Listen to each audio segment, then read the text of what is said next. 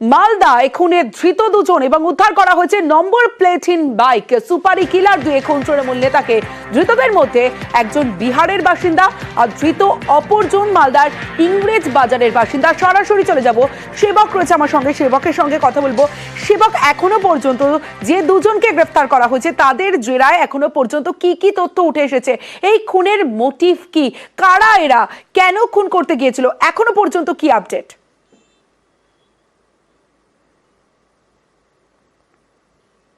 দেখো, খুনের ঘটনার পরেই ঘটনাস্থল থেকে পুলিশ সিসিটিভি ফুটেজ পায় এবং সেই সিসিটিভির ভিত্তিতে পুলিশ তদন্ত শুরু করে। বিভিন্ন জায়গায় সতর্কতার সঙ্গে নাকা তল্লাশি শুরু হয়। আর এখানেই পুলিশের সাফল্য বলতে দুজনকে গ্রেপ্তার করা সম্ভব হয়, যাদের সিসিটিভি ফুটেজ দেখে চিহ্নিত করা হয়েছে।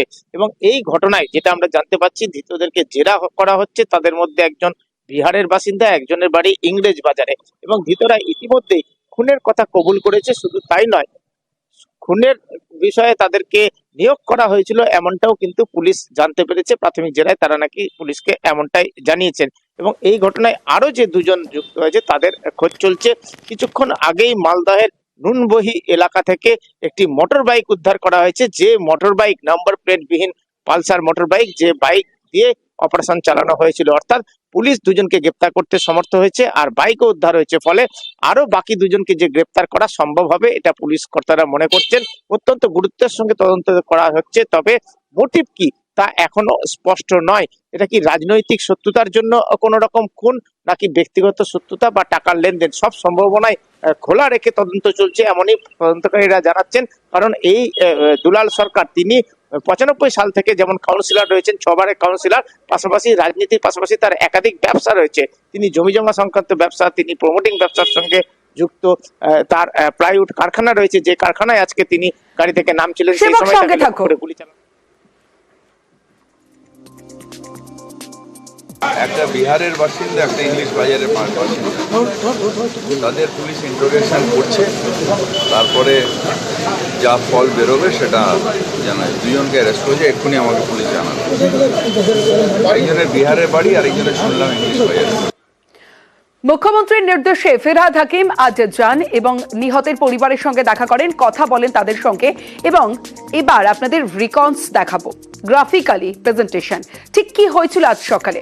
আজ সকালে পাইপ ফ্যাক্টরি মোড়, আর সেখানেই তৃণমূল নেতার গাড়ি এসে দাঁড়ায়। আর দুষ্কৃতীদের বাইক ঠিক গাড়ির পেছনে। 4 জন দুষ্কৃতী আসে এবং তারপরেই এই সময় গাড়ি থেকে নামেন সেই তৃণমূল নেতা, আর তখনই গুলি চালায় এবং তাকে ধাওয়া। সকালে তৃণমূল নেতাকে ধাওয়া এবং ধাওয়া করে সে পালানোর চেষ্টা করে, একটি দোকানে ঢুকে যায়। আর যে সিসি ক্যামেরা ফুটেজ আপনাদের দেখাচ্ছি এই মুহূর্তে, নিউজ 18 বাংলা যারা নজর রেখেছেন তারা দেখছেন সেই মুহূর্তে সিসি ক্যামেরা ফুটেজ, যেখানে তৃণমূল নেতাকে ধাওয়া এবং ধাওয়া করে দুই দুষ্কৃতী ভিতরে ঢুকে এল্লো পাথারি গুলি চালায়, যে গুলি তার মাথায় এবং শরীরে লাগে। আর ইতিমধ্যেই দুজনকে গ্রেফতার করা হয়েছে এই ঘটনায়, তাদের জেরা করা চলছে। কি কারণে এই খুন করা হয়েছে সমস্ত বিষয় জানা হচ্ছে এবং নম্বর প্লেটহীন বাইকও উদ্ধার করেছে। সেবক রয়েছে আমার সঙ্গে, সেবকের সঙ্গে কথা বলবো।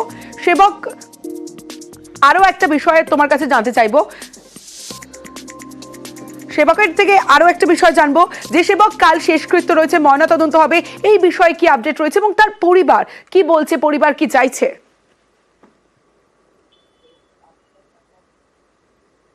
দেখো, কিছুক্ষণ আগে রাত 8:15 নাগাদ ময়না তদন্তের কাজ শেষ করা হয়েছে।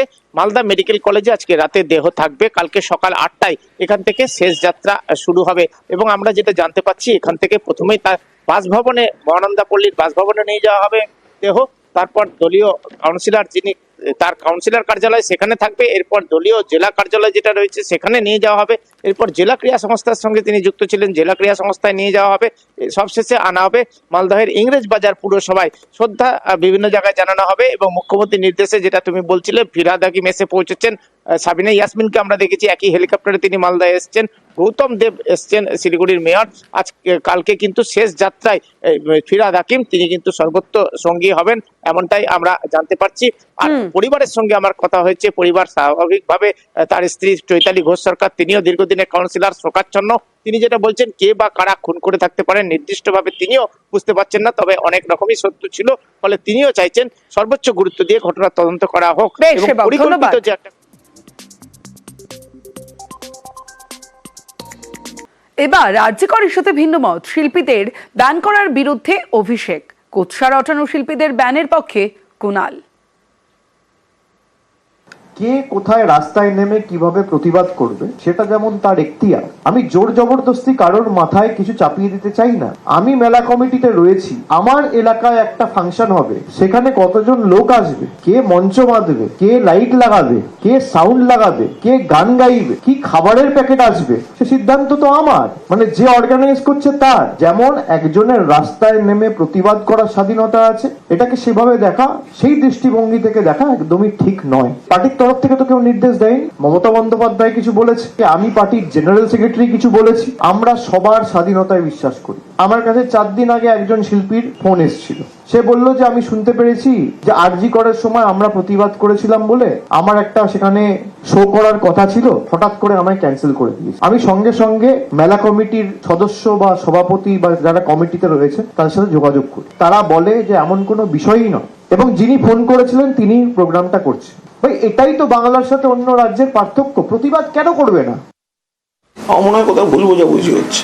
তার কারণ হচ্ছে আমি বা আমরা কেউ কেউ যা বলেছিলাম সেটা তো লিখিতভাবে পোস্টে আছে। প্রতিবাদী মানেই বয়কট একবারও বলা হয়নি। প্রতিবাদ তো অধিকার, যারা বিরোধী দল করেন বা সাধারণ নাগরিক, তো ফেসবুক পোস্টে লেখা আছে। যারা প্রতিবাদের নামে মাননীয় মুখ্যমন্ত্রী মমতা বন্দ্যোপাধ্যায়, তৃণমূল কংগ্রেস এবং তৃণমূল কংগ্রেসের কর্মীদের অকথ্য ভাষায়, বিভিন্ন আপত্তিকর ভাষায় আক্রমণ করেছেন, কুৎসা করেছেন, কুরুচিকর আক্রমণ, সেই কজনকে বলা হয়েছে।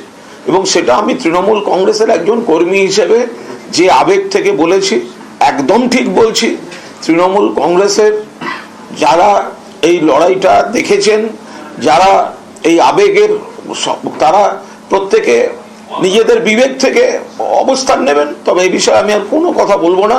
যা বলার আমাদের দলের চেয়ারপারসন মমতা বন্দ্যোপাধ্যায় বলবেন। মমতা বন্দ্যোপাধ্যায় যা বলবেন সেটা মেনে নেব।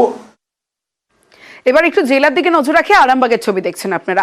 আরামবাগ মেডিকেলে স্বাস্থ্যকর্মীদের ধমক দিলেন সাংসদ।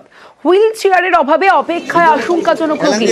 স্বাস্থ্যকর্মী নিরাপত্তা রক্ষীদের সঙ্গে রীতিমতো বচসা সাংসদ মিতালি বাগের।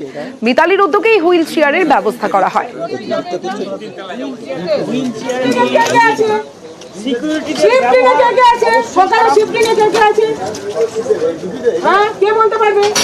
আপনি যদি সুপারভাইজার হন, সুপারভিশন করছেন, কাদের সুপারভিশন করেন? আপনি হাউসকিপিং সুপারভিশন করেন, তাই তো? যারা জিডি আছে তাদেরকে কে পরিচালনা করেন? যিনি মাল আনতে তিনি কোথায়, আরেকজন কোথায়? ওই যে ইয়ে কাটছে, ঘুমাচ্ছেন, ওই গাড়ি যাচ্ছেন ওইগুলো কাটছেন, ওই উনি আসুন আপনি দেখুন। ঘুমাচ্ছেন। যদি একটু এমার্জেন্সি আসে পেশেন্ট, মিতালি বাগ অন্য একজন রোগীকে দেখতে হাসপাতালে যান এবং সেই সময় হাসপাতালের এই অবস্থা দেখতে পান।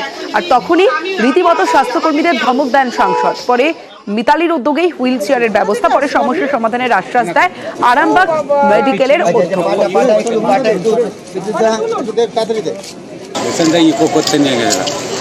হুইল চেয়ার নেই এখানে? হুইল চেয়ার নাই। কিসে নিয়ে যাচ্ছেন আপনারা? এখন নিয়ে যাবো তো, এখন স্ট্রেচারে নিয়ে যেতে হবে, নাইলে বাধ্য হয়ে। একটা অসুস্থ পেশেন্ট খানাকুল থেকে তাকে নিয়ে আসা হয়েছিল, ভদ্র মহিলাকে। তিনি আধা ঘন্টা ধরে অ্যাম্বুলেন্সে দাঁড়িয়ে দাঁড়িয়ে অপেক্ষা করছেন, কিন্তু হুইল চেয়ার দিয়ে কোনো ব্যবস্থা করে দেওয়া হচ্ছে না। তিনাকে আমি দেখলাম যথেষ্ট তিনি সদর্থক ভূমিকা পালন করেছেন এবং কর্তব্যরত যারা ছিলেন তাদেরকে এক প্রকার ধমক দিয়ে তিনি বলেছেন যে কর্তব্যে গাফিলতির কথা। আমার সাথেও আজকে একটা পেশেন্ট এসেছে, আমি তাকে দেখাবো। সে পেশেন্ট দেখাতে এসে দেখলাম যে কোনো স্টাফ নেই নামানোর। এই বিষয়টা আমার জানা ছিল না, বিষয়টা অবশ্যই আমার স্বাস্থ্যসাথী ডিপার্টমেন্ট থেকেও কিছু খবর এসেছে, আমি ওটাতেও আমি যাব যে কজন স্টাফ আছে আমি বলতে পারছেন কি, আমার আজকে খুব লজ্জা। যদি কোথাও কোনো ভুল ত্রুটি থেকে থাকে সেটা আমি অবশ্যই খতিয়ে দেখবো, বা আমি আজকে সারাদিনই এই মেডিকেল চত্বরেই থাকছি, বা আরও কী কী এই ধরনের সমস্যা আছে আমি নিজের চোখে সেটা খতিয়ে দেখবো বা নিজে গিয়ে সে স্পটে যাবো। বিশেষ করে ward boy, ward girl, security, এই জায়গাগুলোতে আমাদের অনেক ঘাটতি আছে। তো আমরা সেই পরিষেবা যাতে দেওয়ার চেষ্টা করছি এবং সরকারের কাছ থেকে এই মানুষদের যদি আমরা অ্যাপয়েন্টমেন্ট পেয়ে যাই তাহলে আরো পরিষেবা উন্নত করব। ব্যাপারটা ইনকোয়ারি করছি এবং যারা দোষী তাদেরকে আমি শাস্তির ব্যবস্থা করবো।